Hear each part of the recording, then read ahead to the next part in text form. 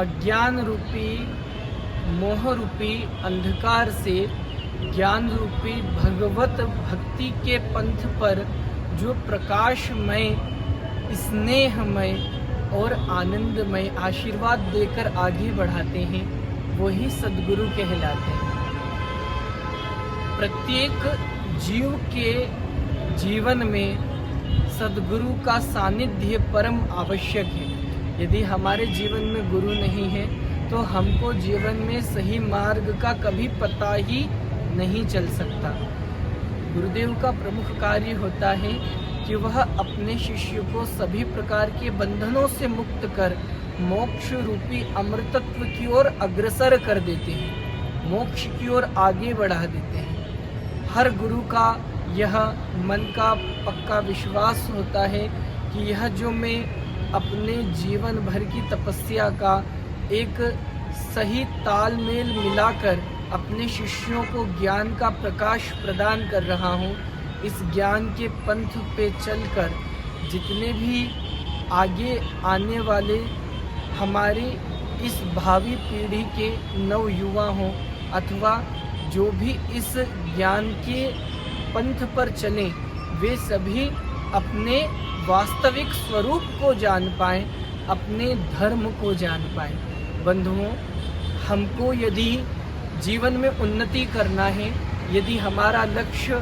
सदैव सफलता के साथ साथ परोपकार, सभी की सेवा और अपने धर्म का सही रूप में पालन करने का है, तो हमको अपने गुरुजनों की, माता पिता की, संत जनों की, गौ माता की और वे सभी श्रेष्ठ व्यक्तित्व जो हमसे बड़े हैं, चाहे ज्ञान में हो, चाहे उम्र में हो, चाहे किसी भी विषय या परिस्थिति में हमसे ज्येष्ठ अथवा श्रेष्ठ हो, उन सभी का हम सम्मान करना सीखें, उनकी आज्ञा पालन, उनका आदर करना और उनके द्वारा बताए गए पथ पर बिना किसी संदेह के चलकर सफलता को प्राप्त करना, यही हमारे जीवन का मूल मंत्र होना चाहिए। और बंधुओं, जो वास्तविकता में एक सच्चे गुरु का शिष्य बनना चाहता है तो उसको सबसे पहले अपने मन को गुरु की बातों का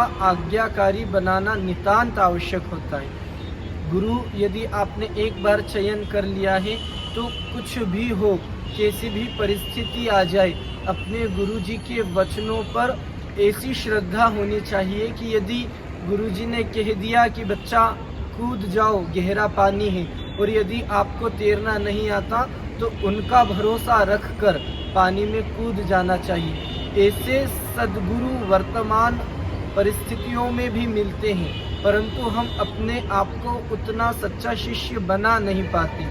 वस्तुतः बात ऐसी है कि जो जितने डिवोशन के साथ अपने गुरुदेव के चरण कमलों में लगा रहता है, उसको उतनी जल्दी सिद्धि अवश्य मिलती है।